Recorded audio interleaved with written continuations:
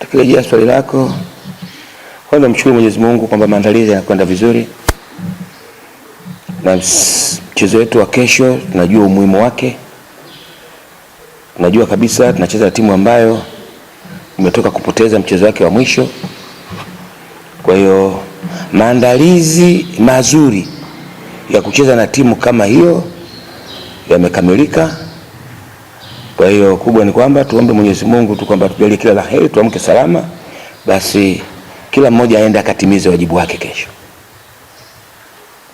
Mnaonekana kuwa na matokeo mazuri sana mbele ya Coastal Union. Pengine kwa mwaka huu tutarajie hilo ama unaionaje Coastal Union ya mwaka huu miaka mingine? Mimi ninachoamini ni kwamba hii ni Premier League. Na Coastal Union wako kwenye Premier League. Na sisi tuko kwenye Premier League. Kwa hiyo kubwa moja ya kanuni ya fair play ni kumheshimu mpinzani wako. Tunawaheshimu Coastal Union kama wapinzani wetu katika ligi moja. Kwa hilo ndilo kubwa. Kikubwa ni kwamba jiandaa vizuri kucheza na timu nzuri ili kuhakikisha mwisho wa yote tunapata matokeo yaliyokuwa mazuri. Kwa upande wa wachezaji, pengine kuna mchezaji yote anaweza kukosekana kwa sababu yoyote? Kubwa ni mshukuru Mwenyezi Mungu kwenye hilo. Mpaka jana tumefanya session ya jioni, watu wako vizuri na mpaka sasa tunakuja kwenye press kama hivi.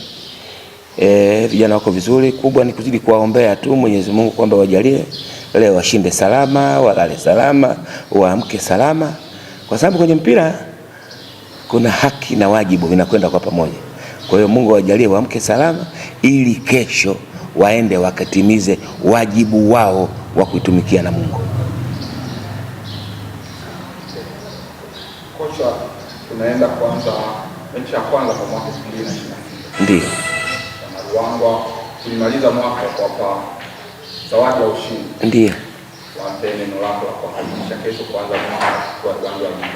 Kwanza kabisa mimi ni mshabiki mkubwa sana wa mchezaji wangu wa 12.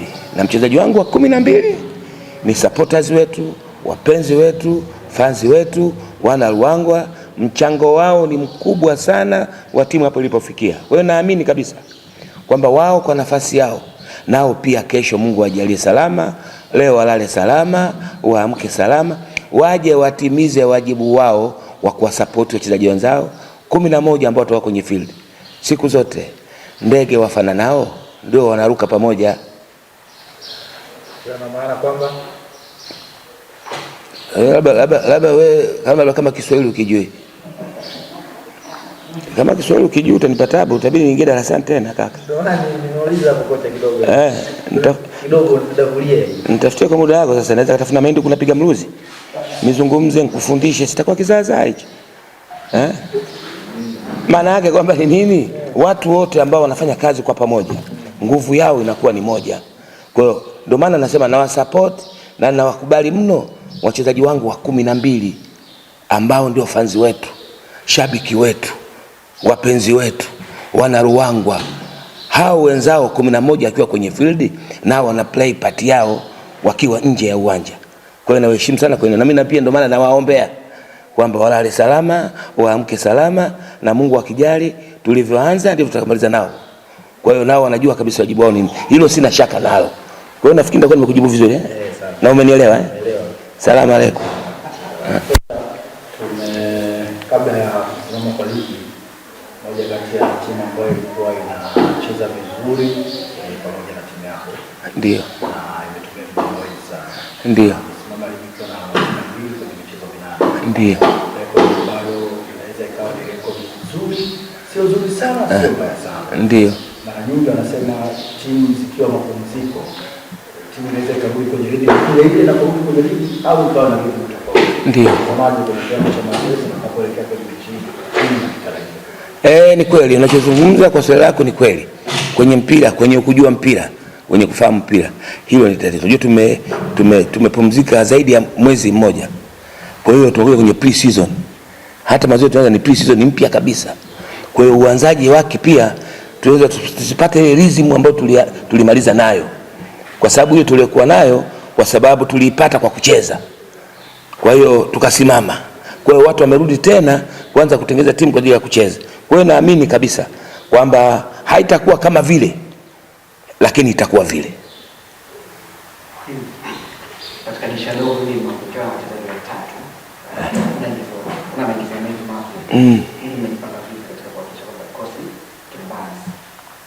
Asante kwa swali lako, ni kweli. Lakini kwa mujibu wa kanuni na taratibu za TFF huwa tunasajili wachezaji wasiopungua 30.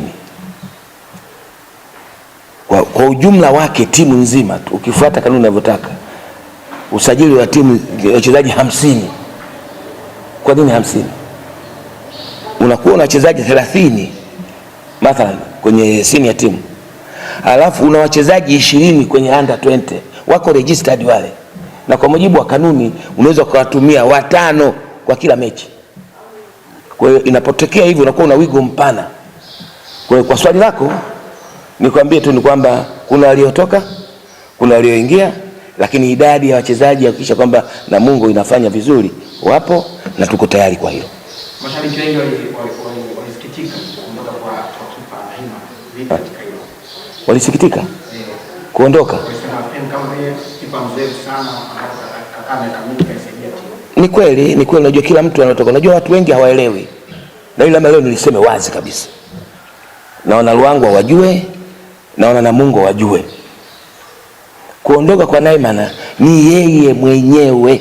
Wana Ruangwa kwa wema wao na kwa ustaarabu wao na kwa uungwana wao wakwambia kwenye hili hatuwezi kukuzuia kwa sababu yani maisha. Kwa hiyo sisi tunakutakia kila la heri. Kwa hiyo Naimana ana safari ya kwenda Kuwait na ameuomba uongozi. Na viongozi wamemkubalia bila masharti yoyote.